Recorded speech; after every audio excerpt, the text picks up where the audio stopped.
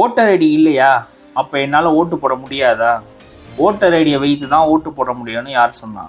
Voter ID இல்லாமல் கூட நம்மளால் ஓட்டு போட முடியும். அதுக்கு சில ஆவணங்கள் வேணும். அந்த ஆவணங்கள் என்னென்னு இந்த வீடியோவில் பார்ப்போம்.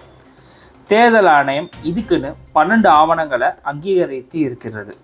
அது என்னன்னா, புகைப்படத்துடன் கூடிய வங்கி கணக்கு புத்தகம் அல்லது போஸ்ட் ஆஃபீஸ் சேமிப்பு கணக்கு புத்தகம்.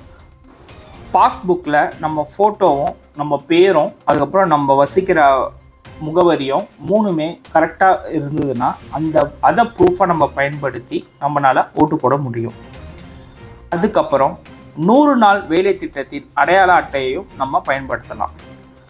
மாற்றுத்திறனாளிக்கான தேசிய அடையாள அட்டையும் பயன்படுத்த முடியும்.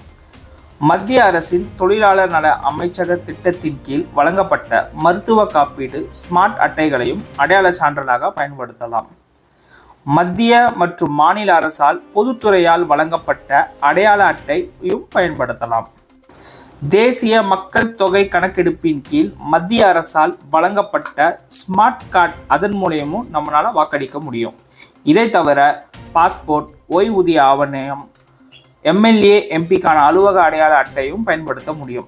இந்த ஆவணங்களில் ஏதாச்சும் ஒன்றை வச்சு நம்மளால் ஓட்டு போட முடியும். ஆனால் இதில் எதுவுமே இல்லைனாலும் பூத் ஸ்லிப்பை வச்சு ஓட்டு போடலான்னு நீங்கள் நினச்சிட்டு இருந்தீங்கன்னா அது தவறு. வெறும் பூத் ஸ்லிப்பை வச்சு மட்டும் நம்மளால் ஓட்டு போட முடியாது.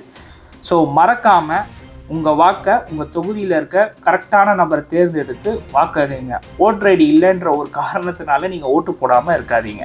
இந்த ஆவணங்களை ஏதாவது ஒன்று பயன்படுத்தி உங்களோட ஓட்டை நீங்கள் சரியான நபருக்கு தெரிவித்து ஜனநாயகத்தை நிலைநிறுத்தலாம்.